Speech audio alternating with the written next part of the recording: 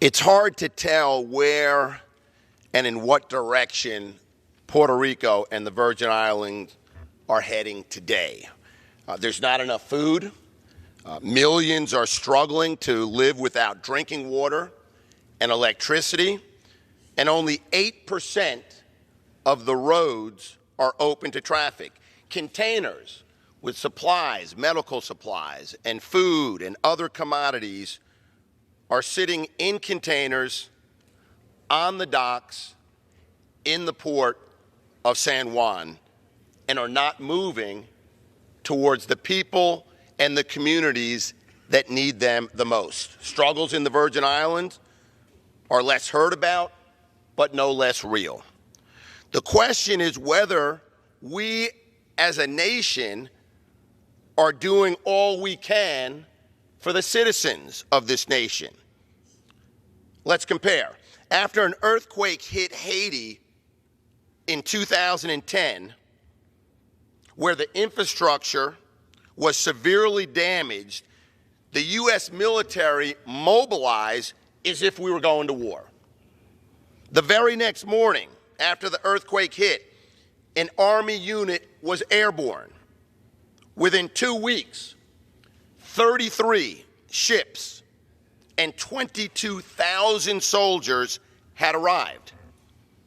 And more than 300 helicopters were delivering millions of pounds of food and water, not just to the port, but to the people of Haiti. By contrast, today there are fewer than 14,000 military personnel assisting in relief efforts in Puerto Rico and the Virgin Islands.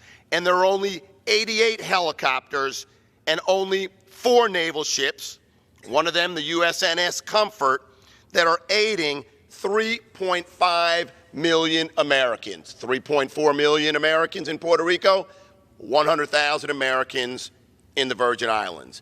In Haiti, Mr. Speaker, we airlifted 15,000 U.S. citizens in 2010 after the earthquake. But in Puerto Rico and the Virgin Islands, we are unwilling to evacuate a single American, even those who have relatives and friends in the many communities across the 50 states of this great country.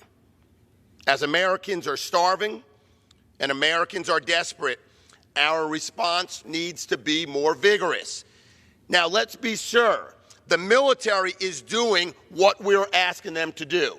This is not a criticism of the military not doing what we're asking them to do. But the White House is not asking the military to do enough. Mr. Speaker, the President must lead on this issue. We've got dedicated members of the Army, Air Force, Navy, Marines, and Coast Guard who are willing, ready, and able to be in Puerto Rico and the Virgin Islands to deliver the relief to our neighbors and our citizens.